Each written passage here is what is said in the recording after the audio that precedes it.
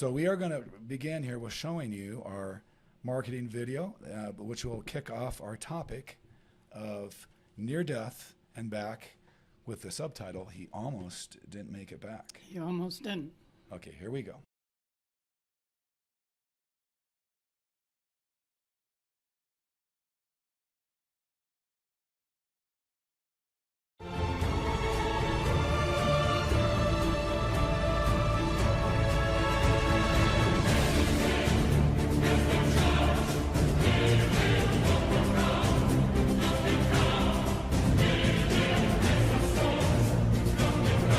Blesses whoever hears this, so that your soul might be saved.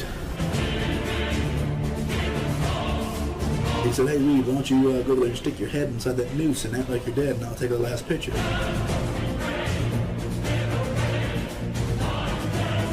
He grabbed the knot and slammed it down around my throat.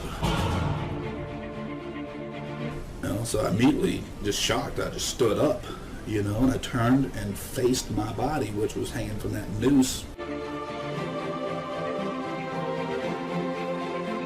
other foot inside my foot, and I sat down just like I'm sitting now. I looked back and saw how my body was laying and how my head was positioned, so I just leaned back into my body. Leaning back, and as soon as my head falls inside my head, I'm instantaneously standing up, and I'm in complete darkness. But before I could even think another thought, I was snatched up off of my feet by a very, very large demon.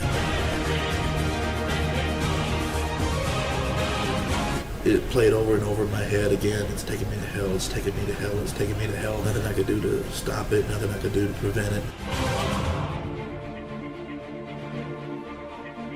And his hand was reaching down to me, and it was an angel. My hand just reached up and grabbed its hand.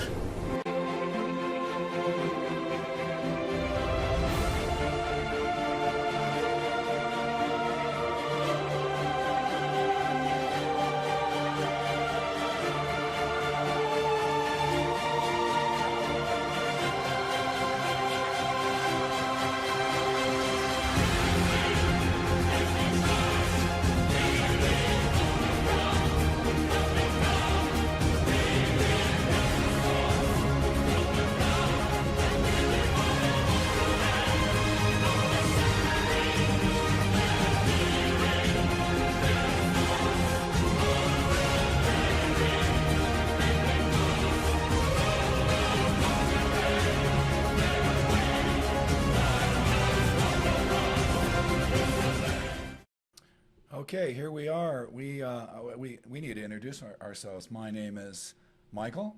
My name is David. And we are together, the Goatee brothers.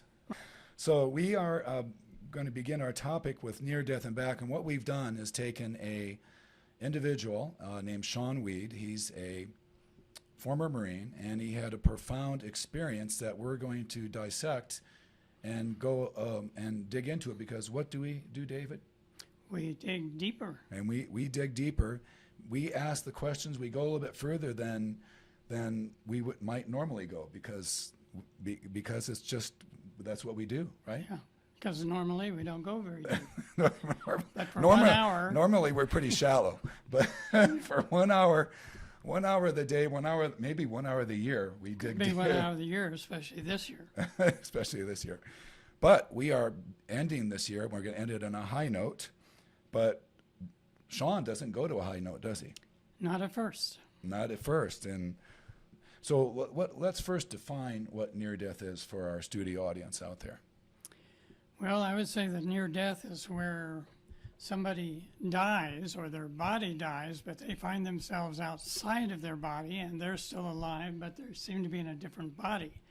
And then in the cases that we read about, hear about, and watch on YouTube's, that person comes back into their body at some point, goes through either a slow or a quick healing process from where they've been, and now they're alive again and they live to tell the story. But for a while, in many cases, their body was what we call clinically dead. No heartbeat. So, but amazingly enough, we found out that there's over 15 million people have experienced near death in the United States alone. They've had 15 million near-death experiences, and so we're going to dig a little bit deeper into that. Into one, but into the broader picture at some point. Stick with us, and we'll get all 15 million of them in. It might take a while to review all 15 million. It's going to be a long program. It's going to be a long program. So let's begin here. I just want to say that the video that was taken by Shawn Weed was done a number of years ago. And it was an hour and 45-minute original video. We cut it up and to give you the salient points. Salient. Salient, that's a big word. I like that word. Let's put that down on our 25-cent I'm going to write that down list. so we can use it next time. All right, so let's begin with our presentation here because our audience is strumming their fingers. They want the salient point. What we are going to dig deeper into this. So what does light have to do with this story? That's one question we're going to ask. What's another question we're going to ask? We're going to ask, how does light affect your thoughts and your feelings? Light. And how did it affect his light, the light or the absence thereof? And how can you increase the light in your world? How do you do it, if you can do it? And what tools you can use to not be where Shawn was for very long. So here we go. Let's begin with this. And we'll be commenting through, we'll do pauses here and comment. We're going to set the scene by saying that Shawn was a Marine. He was with two other Marines. They were bored stiff, right? Right. And they're kind of playing around, as bored Marines might do. By way of introduction, my name is Shawn Weed. When I was 19 years old, I joined the Marine Corps. I have this to show you. This is my military ID. That's me as a staff sergeant. But the thing that I want to tell you about is something that happened to me while I was still in the Marine Corps. And this is my testimony of hell. He said, "Hey Reed, why don't you go over there and stick your head inside that noose and act like you're dead, and I'll take a last picture." I'm like, okay. Thinking to myself, not a bad idea. I didn't know it, but at that time, he was using his voice to mask the footsteps that were sneaking up behind me. Corporal Page had gone out the front door and came in the back door right behind me and was sneaking up on me. He grabbed the knot and slammed it down around my throat. Immediately I stood up stunned, because I didn't know, number one, I didn't know that he was sneaking up behind me. Number two, I just got this rope slammed down around my neck. And number three, I couldn't breathe. So I immediately stood up. I knew I had just seconds left, maybe 6 to 8 seconds, because I had just exhaled and I couldn't breathe back in. I grabbed I had a finger in the noose and I grabbed the knot in the back and I was pulling against it, but I felt something give way and I fell forward and I was out, and I was glad to be out. And the guys, they just looked at me and they go, "Ah." Anyway, they just turned around and went over and sat down on their cots, and I went over and sat down with them. I sat down right beside Corporal Jason Laycock. He leans over and he looks at me right in the face. He's only 4 feet away from me. He leans over and he looks me right in the face. He goes, "I don't think he's playing." Of course, we're the only three in the room, so I'm just like, what's he talking about? So Jason Laycock and I turn and look back, and sure enough, there's my body hanging from the noose. So I immediately, just shocked, I just stood up, and I turned and faced my body, which was hanging from that noose roughly about 30 feet away. I walked out and I walked over closer till I was about, maybe 15 feet away so I could get a better look, and sure enough, it was definitely me. Is there any questions out there with what's going on here? They're playing around. He put his head in the noose because they were going to take a picture of it, and somebody snuck up behind and slammed the noose around his neck, and then he lost consciousness basically and tried to get himself out. Couldn't breathe and Found himself outside of his own body, which is a common thing in many near-death experiences. People talk about that, seeing their body from a far distance away, relatively far. Yes. He was outside of his body, and I think he'll explain soon that he was in a different body, but still a body. Yeah, and and the interesting thing was he was sitting, after he was out of his body, he was sitting next to his buddy, and he was actually seeing what they had what he had in his lunch bag, and he realized after a while that they couldn't see him because he was vibrating at some other level. He was another level. He was out of his body in his spirit body, Right. or whatever you would call it, I think he calls it his soul body. his soul body. So is that like soul buddy? I don't think so. No, it's Not different. quite. Okay, let's continue here. Are there any questions out there with where we're at so far? We just want to make sure we're I on have this. my hand raised. Oh yeah, okay. See Yeah, it. we see Yes. it now. Now that Okay. we look, we see it. Yeah. Yes, I just wanted to say that I didn't understand that you could go out of your body so quickly. Just with a Yeah, use of your you know, neck. I know it's pretty amazing. I've been watching a lot of near-death videos lately, and they said it's just like there's not even a pause. You're just one moment, you're in your body, and next minute you're out of next second, microsecond. It's just a natural, instantaneous thing. And often when it happens in a medical situation, the people are up and outside of their body and looking down and watching the people, the doctors or the paramedics work on their body. In this case with Shawn, he didn't know he didn't know he was out of his body. He didn't know until he looked back and saw it hanging there. Right. So thank you for that question, Karen. I have my hand raised. Oh yes, Geneva, go right ahead. So when you go to sleep at night or you take a nap, and you don't know anything, is that the same thing as I'm going to as dying? I'm going to let our Lord of Wisdom answer that one. Well, let's call him into the room then. Yeah, right.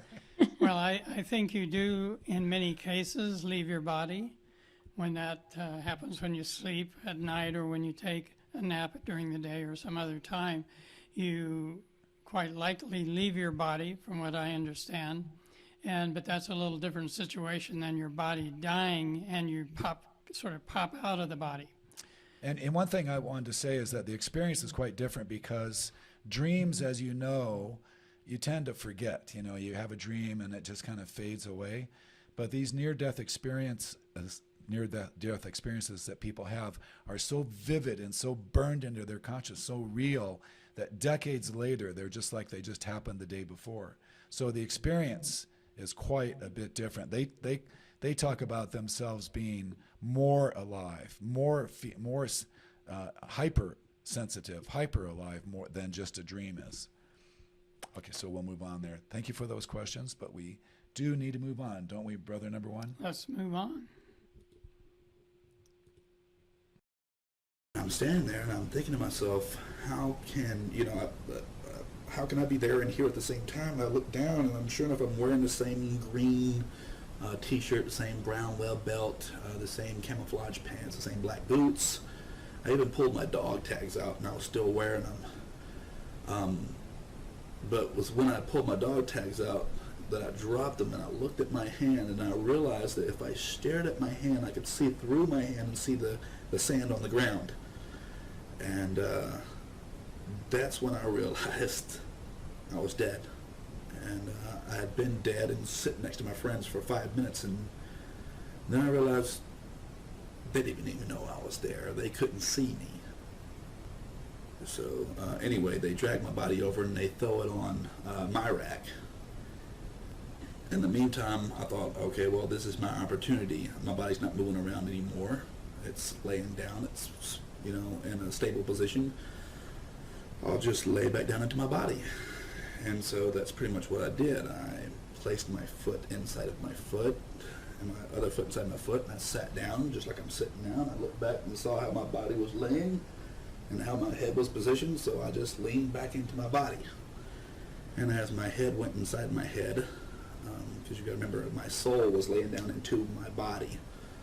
So anyway, I'm leaning back, and as soon as my head falls inside my head, I'm instantaneously standing up, and I'm in complete darkness. I mean, it's It's a darkness that you could almost feel. I know it sounds weird, it doesn't make any sense, but that's the only way that I can put it. I mean, because this darkness had like a texture to it.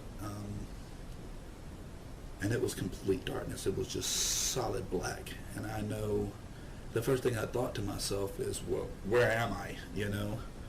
And I had no clue where I was. There's no light, no wind, no sound, nothing. And I thought to myself, there can't be nothing. I'm standing on something. So I looked down, and I'm standing on nothing. I thought to myself, well, if I was in a completely dark room, I wouldn't be able to see my hand in front of my face. How is it that I'm able to see what there's light coming from somewhere? And so I looked up, because that's where pretty much all sources of light are, whether you're inside or outside, they're above you. So I looked up, and I see nothing. And that's when I realized that I was the one that was emanating the light that I was able to see with. I was glowing like a chem light, you know, those little shaped lights that you use for walking around on Halloween. I was glowing this very, very dim white light that I was able to see maybe 10 feet in a complete 360 all around me, in all directions I could see away from me, because I was emanating this light. But that's how dim it was. Shawn then realizes more of where he's at. He's basically doesn't know where he's at. Doesn't know where he's at. All he can see, he can't see anything at first, and then he realizes he can see a little bit, 2 feet or so around him in all 360 degrees. And he describes it as a dim light, and he also describes it as emanating from himself. And we'll get back to that later. So what's key to take away from what we're just talking about here is the level of light. It was he called it a dim light. It was a dim light. He is pointing out to himself and realizing himself that the light from him was dim, rather dim. It's like taking a light bulb. You know, you got these 3-way light bulbs. It wasn't on the brightest setting. Right. It was on the lowest setting. So what he needed to do is have that little chain where he can pull it again, and Go that up to the next level. and that chain could be something we talk about later. Is there any other comments or questions about what we're talking about here? I hope we don't get too scary here. David gets a little, when he gets intense there, he gets a little fierce. But the subject matter, I hope, isn't too scary for anybody. So let's continue on here. I begin to realize that I'm standing in between 2 parallel planes that stretch on forever, and there's no walls, there's no doors, there's no windows. I'm trapped in between these 2 parallel planes, and there's no way out. From that point I became very scared, but before I could even think another thought, I was snatched up off of my feet by a very, very large demon. This thing had come up behind me so fast, and it caught me by complete surprise, and it was so big. And I look to my left, and I see these fingers which come down to roughly the bottom of my chest. And it was even hard to look over to the side, because the depth of its hand was like this. The width of its hand was like this. I mean, it literally went from the side of my neck out to maybe past the end of my shoulder, the width of its hand. And this thing had a hold of me, and I'm looking down at these fingers, and I'm just thinking to myself, what is this that has a hold of me? And as I'm thinking this, I understand now, also in retrospect, that anything that you think in this place can be heard as if you had spoken it out loud. And this thing had me like this, and was just smiling at me. It had looked back, and it was smiling at me, waiting for me to look at it. And when I looked over my shoulder and up at it, it was already staring at me. And I understand now that it had heard what I was thinking and just wanted to give me a nice little shock, you know, on top of the pain that I was already experiencing. Like I said, it just picked me up and took off with me. And this thing was running. It had me by one hand, by the shoulder. It had me by the shoulder with one hand.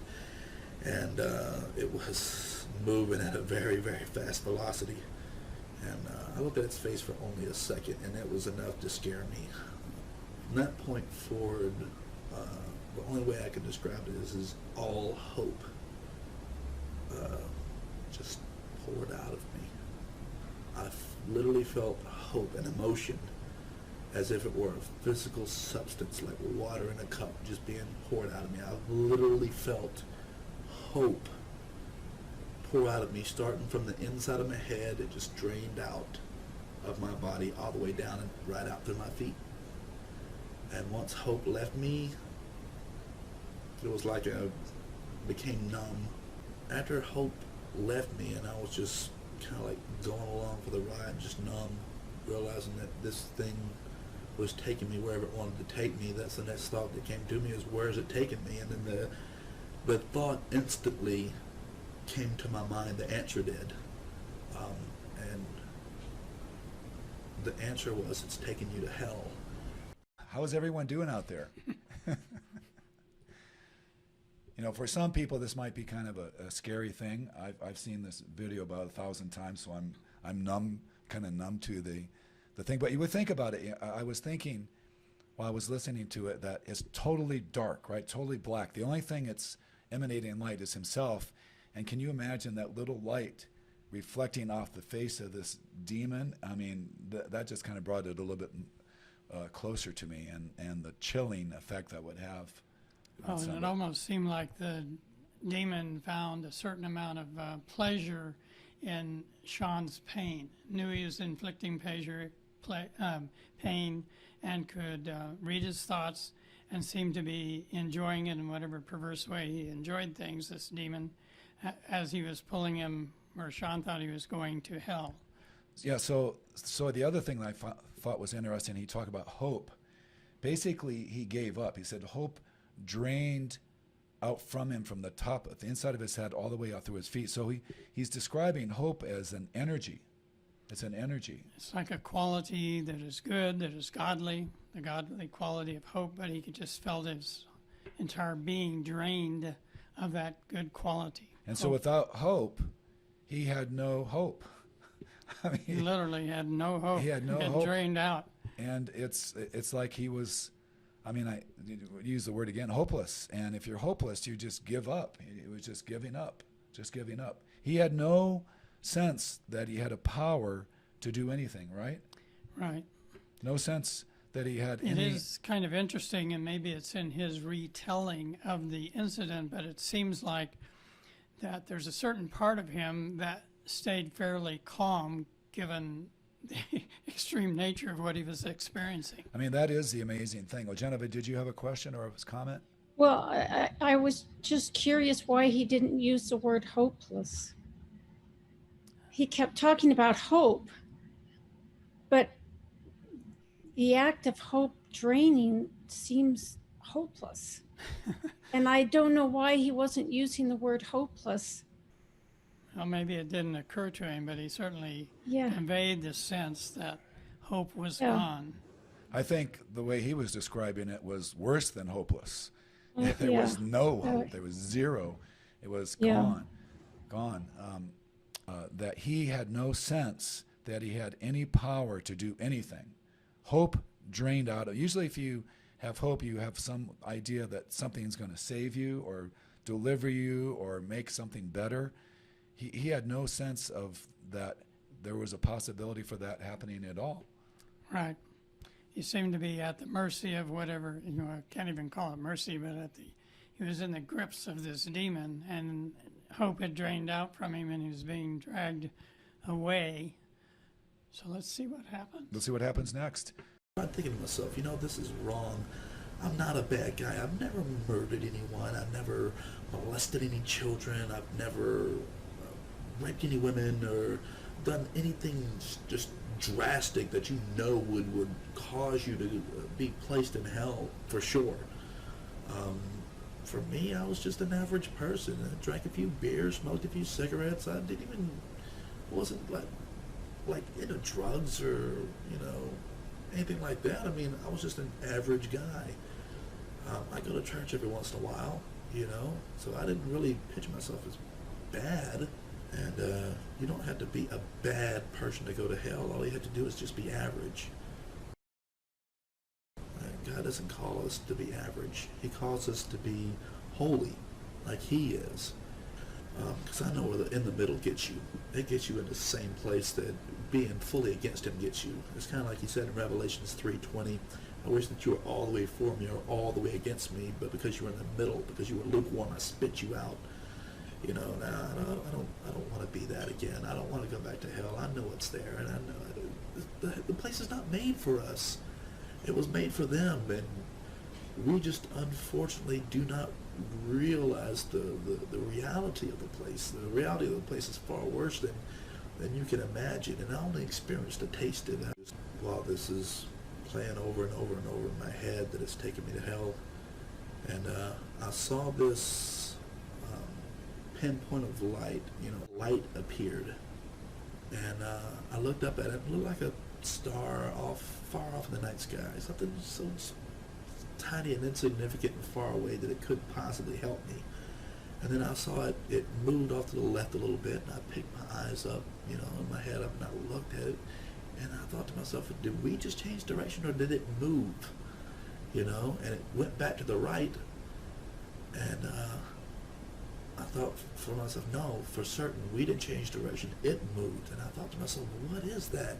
And as I thought that, and began to focus in on it, it just came rushing at me like the only way I can describe it is the speed of this thing was like a bolt of lightning. It came at me so fast that one moment it was just like a tiny little star in the night sky, and the next minute, white, bright, blinding white light. Remember what Shawn said about the light, his light? It was dim.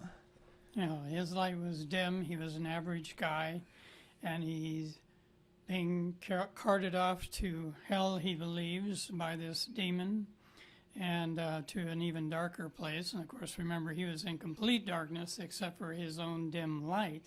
And then he sees this light in the distance, and all of a sudden it decides to come closer very fast. So the one thing I think we didn't cover in this video, or the video doesn't show because I cut it out probably, but right now he describes it as he's going very fast. The demon has taken him to hell, has him by the shoulder, and is running. And this is where Shawn says he knows he's being taken to hell. So right now, as he's looking at this little pinpoint of light, the demon is running to take him to hell. That's what he said when he's being taken to hell. But the demon has him by the shoulder, going at a very rapid speed, taking him to hell. And then in the meantime, he's like a rag doll, no hope, no energy. He's succumbed to his fate, but he sees a little point of light up there that when he focuses on it, it comes to him in a sudden burst and blinding light, right? Right. And I remember at the very beginning of this section, he said something about we're not called to be average, we're called to be holy. So we'll think about that while we go into the next section. Any comments, questions before we move on here? Okay, I guess not. Let's continue. And his hand was reaching down to me, and it was an angel. It's all right.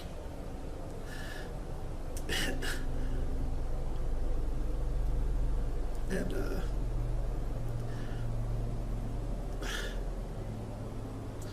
my hand just reached up and grabbed its hand.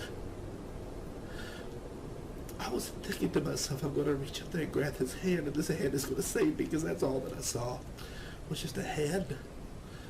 And as soon as I touched his hand, we were all motionless and all standing back up on this ground that you can't see. And this beast, this demon, it still had me by the shoulder. It was kind of almost even leaned over a little bit to grab me by the shoulder. And and I'm just standing there staring up looking at this angel. The angel itself, to describe it for you, was 9 feet 6 inches tall. It had brown wavy hair pushed to the back. It had an olive color skin. It wasn't really white, wasn't really black. It was somewhere in between, but the light that was emanating from within it was so bright white that it almost practically overshadowed the color of its skin. You couldn't even really, you had to stare to see the color of its skin. And although the body is shaped like a he, okay, it's shaped like a male, when you look at its face, the face is like the most handsome man that you've ever seen, blended in perfectly with the most beautiful woman that you've ever seen. I mean, when you look at this angel, you think to yourself, wow, he is beautiful. And its eyes were blue, and when I mean blue, I mean perfect blue, like someone took a portion of the sky and put it in its eyes, or dipped a cup out of the ocean and poured it into its eye. There was no flaw in it. This angel was there to fight, and I'm looking up at it, and I'm just blown away by its brightness and its beauty. And at the same time, I'm just frozen in place. And this thing, I can feel its anger, this demon's anger, like heat from a fire. And it turns around like this to see what had stopped it and why. It wanted to know what had stopped it and why. But as it whipped around, this angel just, its speed was incredible.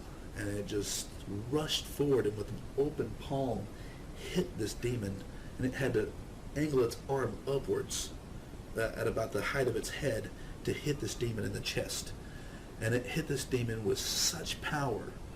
I mean, I can't describe the fierceness of the power of this thing, but it hit this demon with such force that its hand was literally ripped from my shoulder. It had no clue what had hit it. By the time it had even turned its head, it was already hit.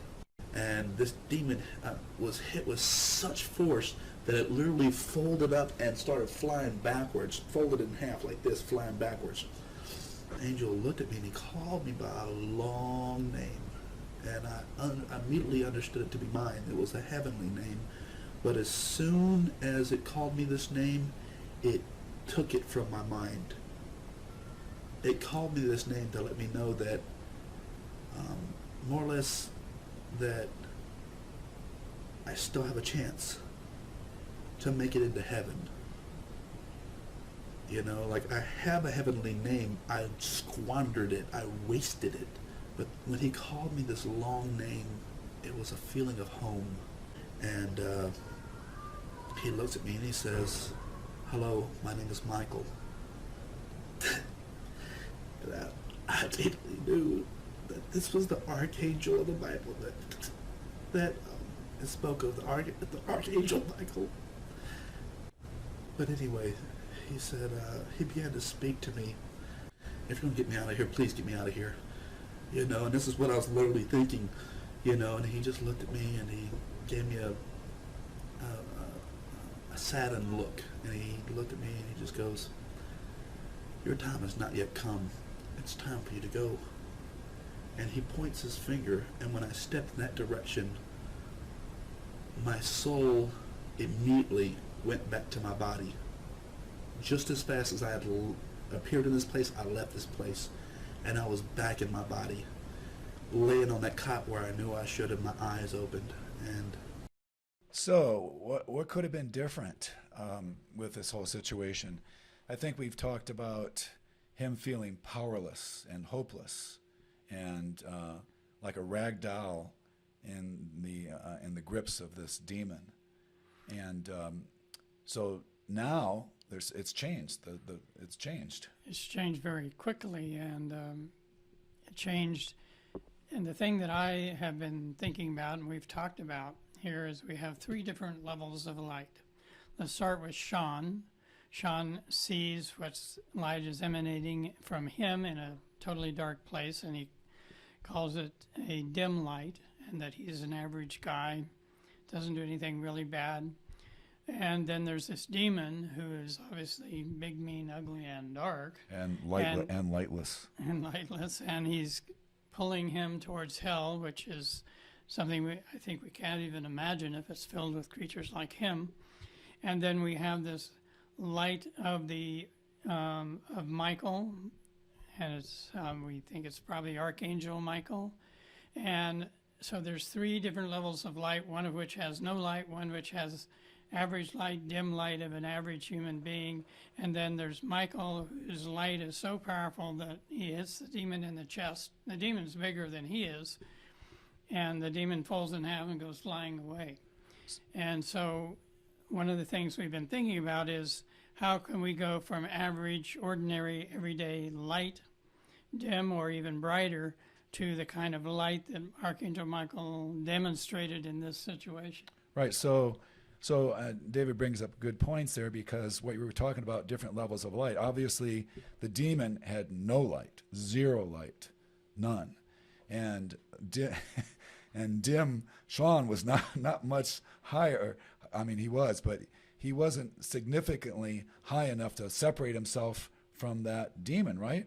But now you got Archangel Michael, we're assuming is Archangel Michael, had incredible amount of light, and it seems like light is the factor here that makes the difference, or makes a big difference. Right. And this is the first time I remembered this, which is when he said that Shawn talked about his heavenly name that Michael called him by. And so that made me think that, well, and this is kind of digging deeper a little bit, but it might mean that Shawn had his place in heaven. He descended to earth for some kind of work. He got himself in trouble by being an average guy doing crazy things. And all of a sudden he finds himself in a very dangerous and dark situation. So one thing he doesn't talk about is, how do you go from being average to being greater than average? You know, that's something he didn't talk about, but obviously it was doing more than what he was doing, which was pretty much nothing, it sounded like. I mean, he sounded like a nice guy. Sounded like he was just doing what nice guys do. Maybe drank a few beers, probably watched TV here and there. And he certainly looks big and strong. He looks big and strong. And he's a trained Marine, obviously, but he was no match at all for this demon. So the question comes is, what could Shawn have done to deliver himself from that situation? If we look at light, which was what we're focusing on, what if he was able to incorporate the light of Archangel Michael, of that angel? What if he was how would he incorporate that light? How would he have that light more around him or in him that Archangel Michael had? Well, I think he could ask for it. He can ask for it. And he could call to God to bring him that light and to bring Archangel Michael into Shawn's sphere of influence. And I think it could also be said that if you don't have the light, then you need the light. And how do we get more light? If we want more of the light Archangel Michael has, we can pray to him. I would imagine that if you pray, I mean, it seems like Shawn didn't even pray to him, call to him in that instance. But if he would have, Archangel Michael would have probably shielded him and protected him and saturated him with or stood over him with his presence to give him the light that he did not have.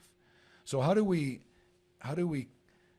invoke that light so that we are protected from the darkness, whether that be dark thoughts, dark feelings, dark near-death experiences, dark emotions, hopelessness, depression, anxiety, all of these things that we live in a world where those are very prominent. They're all around us. How could we bring that light to us on a daily basis so that we had a protective force field around ourselves that contained that light? Now imagine this. Imagine that Shawn knew a prayer to give to Archangel Michael, say, or to Jesus. It could be any of your beings or saints that you find in the Bible, but Jesus and Archangel Michael come to mind. There's others. But imagine if he knew that he could be delivered from the grips of that demon by calling to Archangel Michael. That would have turned him from being powerless to being having some power over his situation.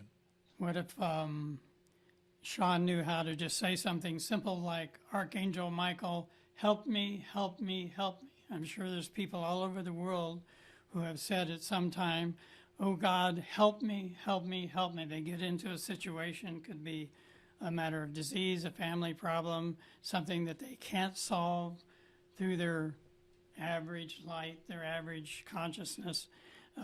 And so many people have called out, maybe it's a sick child, and they've called out, oh God, help me, help me, help me. So I think that's one thing he could have done. Right. He could have called to Archangel Michael, because I've experienced that when you have a favorite saint, like Archangel Michael is called Saint Michael, or Mother Mary, Jesus certainly comes to mind, and many others. And as soon as you say their name, you have their attention. It's just like Goatee brother number one. I'm here. Yeah. He says, what do you want? What do you want? Stop bothering me. So why don't we try that? Let's first try, oh God, we're going to say this together. But just invite to, you let me just to elaborate on that point a little bit more, because David makes such he thinks these jewels of wisdom just come naturally. No, we have to unpack more what David said, because imagine if what we're going to practice here, that Shawn, in the grips of this demon, was able to say this very thing. Now, why did Archangel Michael, we're going to call him Archangel Michael, why did Michael, this angel, come to him? Maybe it could be perhaps that somebody might have been praying for him, maybe his mother, just daily prayers. Could have been something that caused this intercession from heaven to save him. So let's imagine ourselves that we are caught in hell, or you know of somebody that's caught in, they passed on in life. You don't know where they are. I mean, here is Shawn. He's dead for all he knows. His body is dead. He's gone. And we have millions of people that die throughout the planet. And if they had the awareness to make this call, and they were in the grips of a demon, they might not be in that grips anymore. Or if you have a loved one that passes on, you can make this call for them as well. And I'm sure Archangel Michael would come to them. So right. What do you want? What the little call? What prayer Well, do I you would want to give? suggest we first start with a simple one that probably people that aren't aware of Archangel Michael might say, which is, oh God, help me, help me, help me. Why don't you lead us in that a few times? Okay, so it's pretty simple. Oh God, help me, help me, help me. Oh God, help me, help me, help me. Oh God, help me, help me, help me. That's a good one.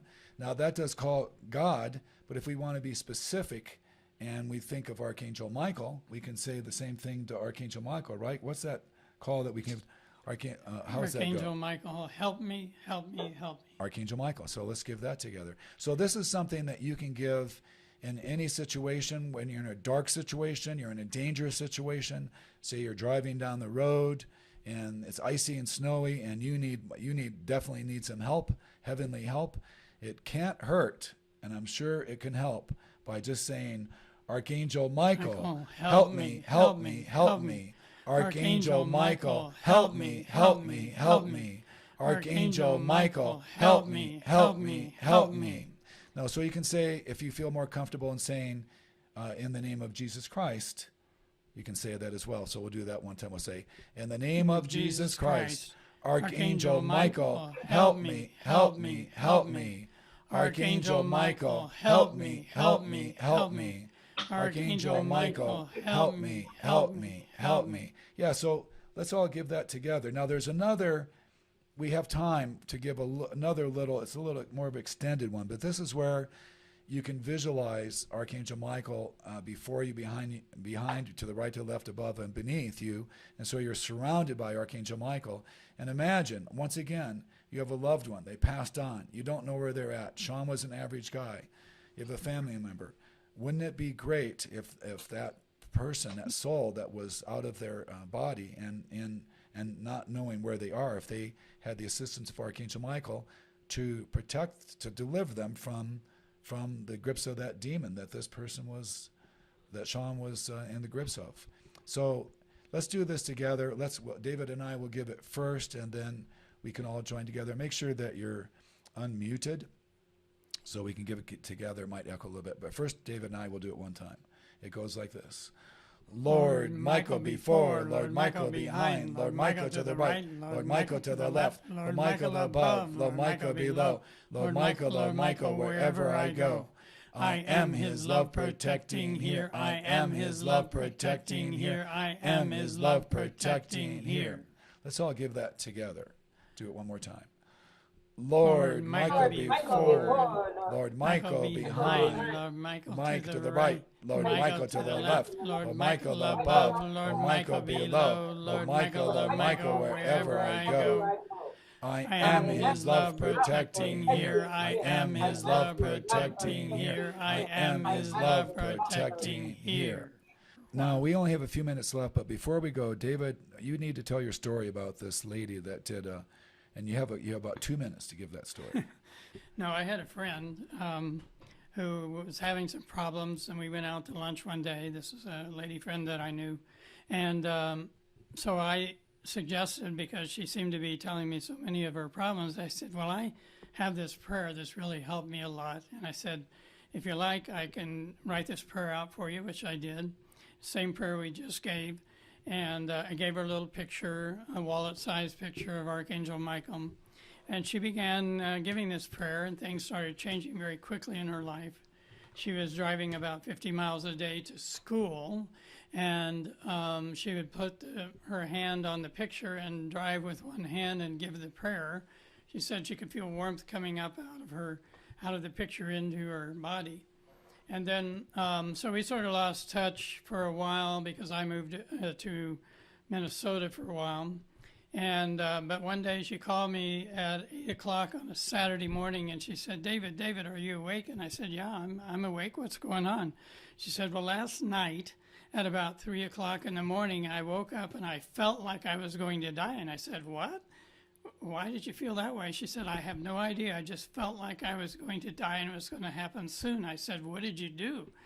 And she said, well, first I started trying to give the 23rd Psalm, which is something that brought her great comfort and help. And she said that wasn't quite doing anything or enough for her. And so she said she started trying to remember the prayer that I'd taught her, the Lord Michael before, Lord Michael behind prayer. But she couldn't remember it. She didn't have it, the written form of it in front of her. So she started saying, Lord Michael in back and the Lord Michael over here on the left. And she was trying to say the prayer, but just couldn't remember it all and got it all out of order and everything. And but all of a sudden, right in front of her, this ovoid of light opened up. And inside of this ovoid of light, which was almost as tall as she was this swirling amount of colored light, like rainbow rays, just swirling all around and round and round. And she was so fascinated by this, because it was right in front of her, that she forgot she was feeling like she was going to die. And she kept saying to herself, well, it seems like instead of over on the right and behind and in front, I need Michael right here because I feel like I'm going to die. And that was kind of her thoughts and her feelings at the time. And so she's watching this ovoid of light, and all of a sudden, whew, she's standing inside of this ovoid of light, like an egg shape of light, and the colors are still swirling around, but she's perfectly calm and still, except she said that the bangs on her forehead were just blowing slightly in the breeze. And she heard this voice say to her, is this close enough for you? So that was quite a testimony to how quickly Archangel Michael can answer prayers and be totally present where you are, whether you see him or not. You see him as light, you see him as ovoid, or you see him as an actual angel with blindingly bright light. He will respond and respond quickly. We've seen it, heard about it many times. So one thing I wanted to bring up is, as we end up here, is that Shawn found himself out of the body in hell. But I think we can all find ourselves in the body and in hell. And so to speak, if we have dark, depressing thoughts, discouraging feelings, maybe some event happened where we're very sad or depressed or discouraged, or you just name the D, and maybe somebody died in our family. If we find ourselves in these negative, hell-like consciousness or vibrations or thoughts or feelings, Archangel Michael's there And the call is there to help us, deliver us from those entanglements of that darkness. And it could even just be when you have to walk down a dark street at night and you want to feel protected. Yeah. Now, see, I have Goatee brother number 1, so he's almost as good as Archangel Michael. Well, We're gonna end up here. I'm gonna post our email address. That if you want to get a hold of us, it's yourgoateebrothers@gmail.com. Yourgoateebrothers@gmail.com. It's in your chat window. We will be putting on regular presentations like this every month, and maybe more often. We'll be going deeper into near-death experiences and many other things. and many other things as well, Jesus and other topics.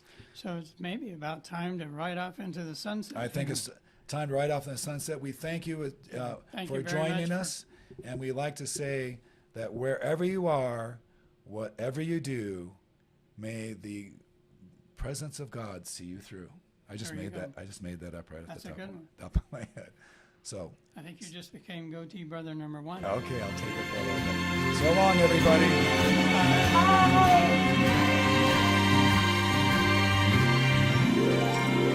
Happy trails to you until we meet again.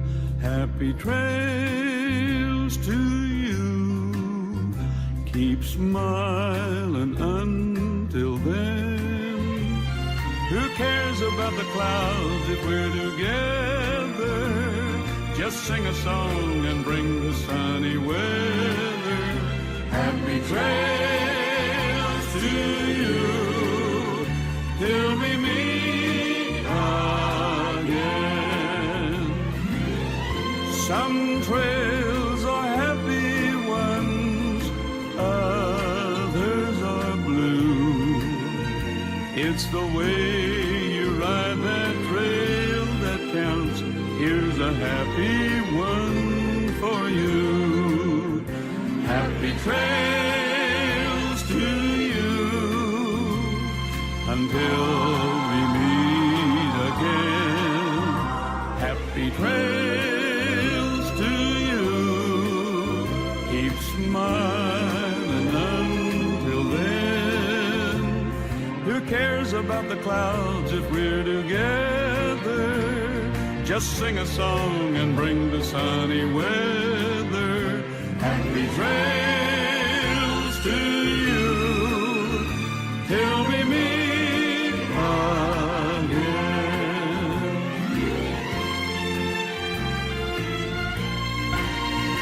Here's where we do a little tap dance. A little soft shoe. Just find it. Trails to you till we meet